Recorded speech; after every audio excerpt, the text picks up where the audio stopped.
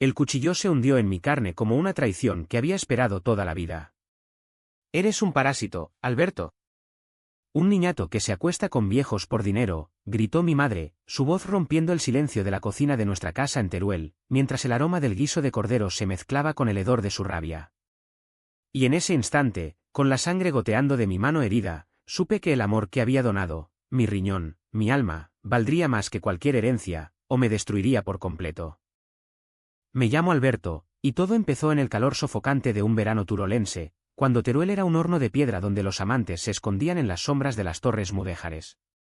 Tenía 22 años, un cuerpo flaco forjado en las noches de insomnio y los días de trabajos precarios, camarero en un bar de tapas, repartidor de paquetes en las calles empedradas que olían a jazmín y a olvido. Mi familia, de esa España profunda y conservadora, me había enseñado que el amor era un lujo para los heterosexuales, un pecado para los como yo. «Hijo, no seas maricón», me decía mi padre antes de que el cáncer se lo llevara, dejando a mi madre con deudas y un rosario que rezaba por mi conversión. Pero entonces apareció Francisco. Lo vi por primera vez en la Plaza del Tórico, ese rincón mítico donde los teruelanos juran que los amantes de Teruel, los de la leyenda, aún susurran sus promesas eternas. Él estaba allí, sentado en un banco, con un traje impecable que contrastaba con el polvo del verano, leyendo un libro de Lorca bajo el sol implacable. 62 años, pero con una elegancia que hacía que el tiempo pareciera una broma cruel, cabello plateado peinado hacia atrás, ojos verdes como los olivares de Aragón, y una sonrisa que prometía secretos. Era el dueño de la fábrica de cerámica más grande de la región, un viudo sin hijos que había construido un imperio sobre arcilla y tradición. Nuestras miradas se cruzaron, y algo se rompió en mí. No fue lujuria inmediata, aunque su presencia me erizaba la piel.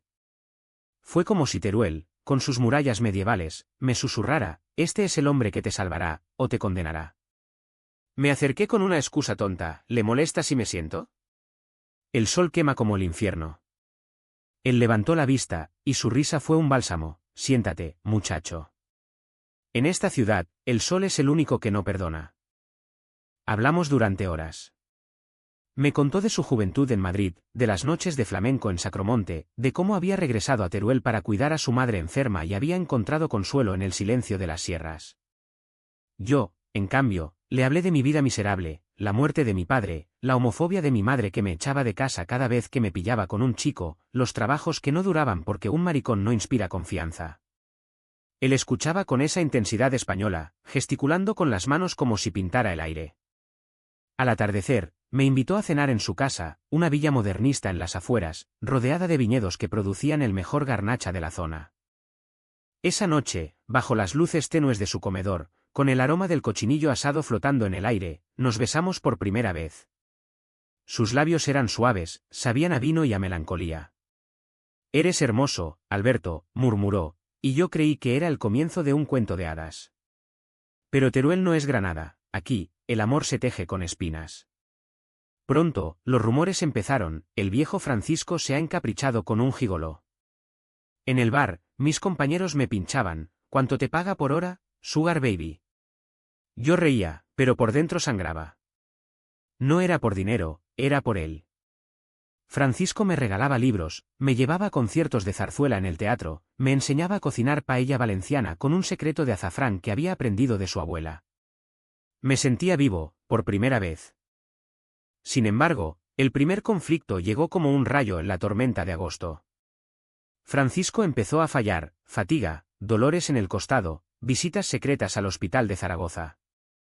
Yo lo notaba, pero él lo negaba con esa terquedad aragonesa. «Es solo el estrés, mi amor. La fábrica me mata». Una noche, lo pillé revisando papeles médicos en su estudio, iluminado por una lámpara de aceite que proyectaba sombras como fantasmas. «Dime la verdad», le supliqué, arrodillándome a sus pies. Él suspiró, y las palabras salieron como un río desbordado: «Insuficiencia renal crónica. Necesitaba un trasplante, o moriría en meses». Su familia, primos lejanos, codiciosos como cuervos, lo presionaba para que buscara un donante compatible en el registro nacional, pero las listas eran eternas. «¿Y si yo?», balbuceé. Las pruebas confirmaron: éramos compatibles. ¿Un milagro, o una maldición? Mi madre se enteró por un chisme de la vecina: «¿Estás loco?». Donar un riñón a un viejo rico que te folla por lástima. Gritamos hasta que la policía vino, y yo me fui de casa, con una mochila y el corazón en pedazos. Francisco me acogió, pero el secreto nos carcomía. La operación fue en Valencia, en una clínica privada que él pagó. Desperté con un tubo en el costado, y él a mi lado, sosteniendo mi mano. Te debo la vida, Alberto. Eres mi salvación. Pero el amor en Teruel no es lineal, es un laberinto de pasiones y traiciones. Regresamos, y la ciudad nos escupió su veneno. Los primos de Francisco, encabezados por su sobrino Javier, un tipo ambicioso con ojos de serpiente y un odio visceral por los invertidos, empezaron a susurrar. Ese chico no donó por amor, quiere la herencia. En las reuniones familiares, me miraban como a un ladrón. Una noche, en la fiesta de San Antonio, Javier me acorraló en un callejón detrás de la ermita. Lárgate, Sugar Baby. Francisco está senil, te usa como un juguete, y tú a él como un boleto a la riqueza. Sus palabras me dolieron más que el puñetazo que me dio en el estómago. Sangré en el empedrado, pero no lloré. Regresé a casa de Francisco, y por primera vez, dudé. Las semanas siguientes fueron un torbellino de emociones. Francisco se recuperaba milagrosamente, su piel recuperaba color, y hacíamos el amor con una urgencia renovada, como si cada caricia borrara las sombras. Pero los malentendidos se acumulaban como nubes de tormenta. Encontré un sobre en su escritorio, un borrador de testamento donde me dejaba todo, la fábrica, la villa, las tierras. ¿Por qué?, le pregunté, con la voz temblorosa. Él sonrió con tristeza, porque te amo, y porque sin ti, no hay futuro. Pero yo, herido por los rumores, interpreté mal. ¿Era piedad? ¿Culpa por mi donación? Empecé a alejarme, trabajando turnos dobles para no depender de él. No soy tu caridad, le espeté una noche, durante una cena de migas turolenses que se enfrió en la mesa. El clímax llegó en el Festival Internacional de Teruel, cuando las calles se llenaban de danzas y fuegos artificiales. Francisco había planeado una sorpresa, una escapada a las cuevas de Alto Aragón, donde me pediría. ¿Qué? No lo supe nunca. Javier, en su odio ciego, filtró documentos falsos a la prensa local. El Sugar Baby de Francisco planea envenenarlo por la herencia. El escándalo estalló como una bomba. Mi madre me llamó llorando, te lo dije. Eres una vergüenza. La fábrica se tambaleó, trabajadores me escupían en la calle. Francisco, herido en su orgullo, me confrontó. ¿Es verdad, Alberto? Me salvaste para matarme después. Sus palabras fueron un puñal. Huyendo, corrí a la plaza del Tórico, donde todo había empezado, y allí, bajo la lluvia torrencial, rompí en sollozos. La traición no era mía, era de Javier, quien había forjado los papeles por codicia. La reconciliación fue un parto doloroso. Francisco descubrió la verdad mediante un detective privado, un viejo amigo de la Guardia Civil. Javier fue desheredado, y la familia se fragmentó como una vasija rota. Pero el daño estaba hecho. Yo, marcado por la duda, le dije, te doné un riñón por amor, no por tu dinero. Si eso no basta, déjame ir. Él, con lágrimas en los ojos, me abrazó. Basta, mi vida. En Teruel, el amor es como el vino, se envejece, pero se hace más profundo. Los meses siguientes fueron un bálsamo agridulce, como el licor de hierbas que Francisco preparaba en su bodega subterránea, un ritual heredado de sus abuelos aragoneses. Teruel, con su invierno crudo que helaba los huesos y ablandaba el alma, nos envolvió en una rutina de intimidad robada. Por las mañanas, mientras el sol luchaba por asomarse sobre las sierras de Jabalambre, yo lo ayudaba en la fábrica, moldeando arcillas en formas que evocaban cuerpos entrelazados, azulejos con motivos de amantes mudéjares que contaban historias prohibidas. Él me enseñaba el arte de la paciencia, de esperar que el horno cociera el barro hasta que se volviera eterno. El amor es así, Alberto, me decía, con su mano sobre la mía, áspera por años de trabajo. Se quema, se endurece, pero no se rompe. Pero las cicatrices no sanan en silencio. Mi madre, esa mujer de fe católica inquebrantable, me visitaba a escondidas, trayendo platos de ternasco asado envueltos en periódicos que hablaban del escándalo. Hijo, Dios perdona, pero la gente no. Vuelve a casa, ese viejo te destruirá. Sus palabras eran un eco de mi propia duda, ¿era yo realmente digno de Francisco? En las noches, cuando él dormía plácidamente gracias al riñón que latía en su interior, mi riñón, yo velaba, recordando la leyenda de los amantes de Teruel, Isabel y Juan Diego, separados por orgullo familiar, muriendo de amor no consumado. ¿Seríamos nosotros los siguientes? El segundo conflicto surgió de lo más inesperado, mi propio cuerpo. La operación había dejado secuelas, dolor crónico en el costado, fatiga que me hacía tropezar en las escaleras de la villa. Un día, en el mercado de la plaza de San Pedro, me desmayé entre puestos de chorizo y olivas. Desperté en el hospital, con Francisco a mi lado, pálido como un fantasma. «Idiota», murmuró, besando mi frente. «Me salvaste tú a mí, y ahora te descuidas». Los médicos fueron claros, necesitaba cuidados, medicación cara, reposo. Francisco, en su generosidad española, esa mezcla de machismo protector y devoción absoluta, insistió en cuidarme. Pero yo, con mi orgullo herido por los apodos de Sugar Baby, lo rechacé, no soy una carga. Puedo solo. Esa negativa creó el primer abismo real entre nosotros. Él empezó a trabajar más, sumergiéndose en la fábrica como si el barro pudiera ahogar sus miedos. Yo, meanwhile, busqué consuelo en viejos amigos, una noche de copas en el bar El Torreón, donde el vino tinto fluía como sangre.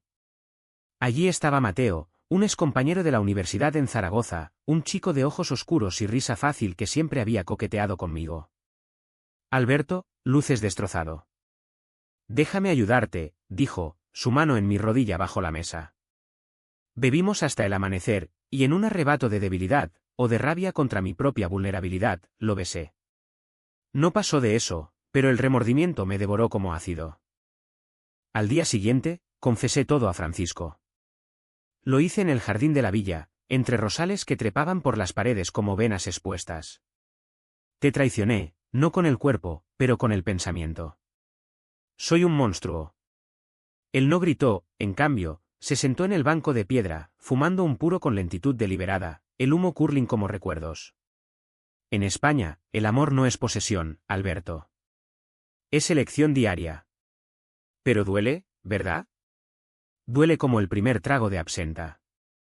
Hablamos hasta que el sol se puso, desentrañando nuestras almas, él admitió sus propios fantasmas, un matrimonio infeliz con una mujer que amaba en secreto a otro, un hijo no nacido que se llevó un aborto. Te elegí porque en ti veo la libertad que yo nunca tuve, confesó. Sin embargo, el entendimiento no borró la grieta. Mateo reapareció, enviando mensajes, si él no te valora, yo sí. Era tentación pura, un eco de mi juventud salvaje en las fiestas de la huerta de Teruel, donde el deseo se disfrazaba de baile. Una tarde, mientras Francisco estaba en una reunión en Madrid, Mateo me invitó a su piso en el casco antiguo. Solo hablemos, prometió.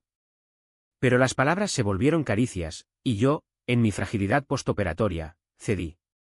Fue un error breve, un revolcón impulsivo en sábanas que olían a jazmín barato, pero suficiente para romperme. Al salir, con el corazón latiendo como un tambor de Semana Santa, juré que no lo contaría. El secreto se convirtió en mi cárcel. La presión familiar de Francisco exacerbó todo. Sus primos, aún resentidos por la desheredación de Javier, organizaron una intervención en la villa durante la cena de Nochebuena.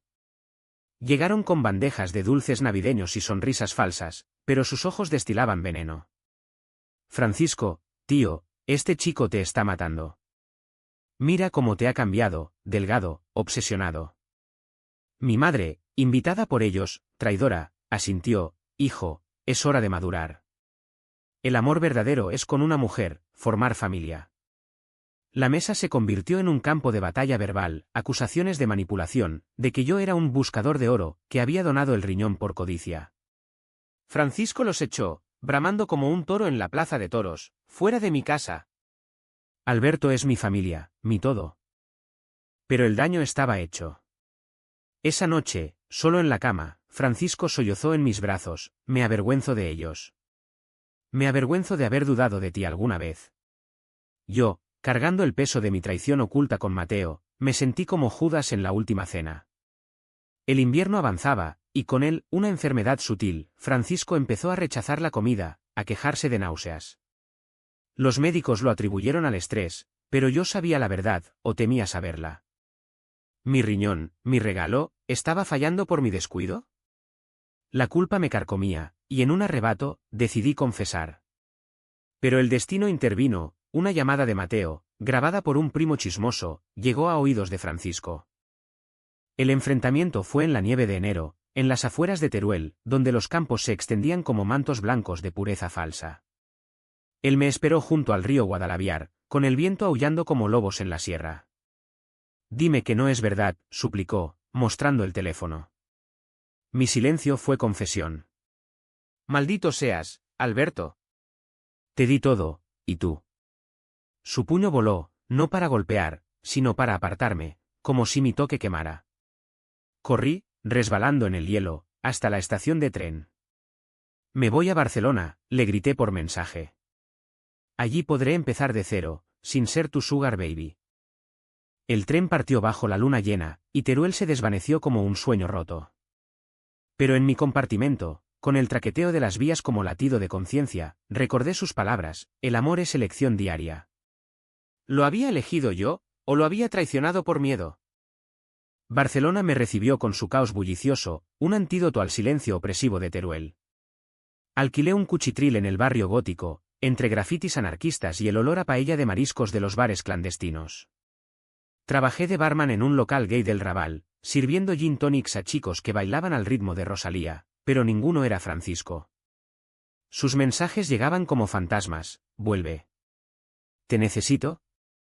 Los borraba, ahogando el dolor en noches de sexo anónimo, donde los cuerpos se unían sin almas. Mi costado dolía más que nunca, un recordatorio de lo que había perdido y dado. La prensa de Aragón aún murmuraba sobre el sugar baby traidor, y mi madre cortó todo contacto: eres mi vergüenza eterna. 3 meses después, la llamada que lo cambió todo vino de un número desconocido, el abogado de Francisco. Señor Alberto, debe venir a Teruel. El señor Francisco ha empeorado. Su riñón. ¿Rechaza? El mundo se detuvo. Corrí al AVE, el paisaje aragonés desfilar como recuerdos borrosos, olivares plateados, torres mudéjares que gritaban mi nombre. Llegué a la villa al anochecer, con el corazón en la garganta. Francisco yacía en la cama, pálido, conectado a máquinas que pitaban como relojes de arena. Me salvaste 2 veces, murmuró al verme, su mano temblorosa en la mía. El rechazo es por un virus postoperatorio, no por ti. Pero sin ti, no lucho. Allí, en esa habitación que olía a eucalipto y a muerte inminente, el clímax de nuestra historia se desplegó como un mantón de Manila en una corrida. Confesé todo: el revolcón con Mateo, la duda, el miedo a ser solo un capricho.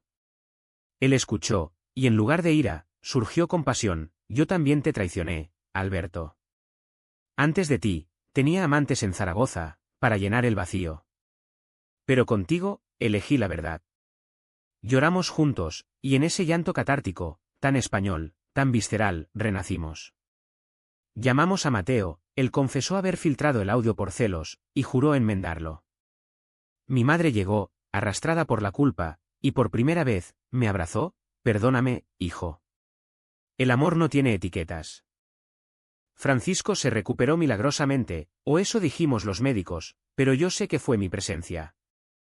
El trasplante secundario, de un donante anónimo, funcionó, pero él insistió en que mi riñón original era el catalizador de su voluntad. Regresamos a la rutina, pero transformados: caminatas por las murallas de Teruel al amanecer, donde hablábamos de futuro, no de herencias, sino de viajes a Andalucía, de adoptar un perro mestizo, de desafiar a la sociedad con nuestra unión pública. El testamento se reveló en una lectura formal, en el notario del casco antiguo, con testigos que incluían a mi madre y a un Mateo arrepentido. Francisco me lo dejaba todo: la fábrica, que ahora dirigíamos juntos, incorporando diseños LGBT en la cerámica, azulejos con parejas entrelazadas, vendidos en ferias de Madrid.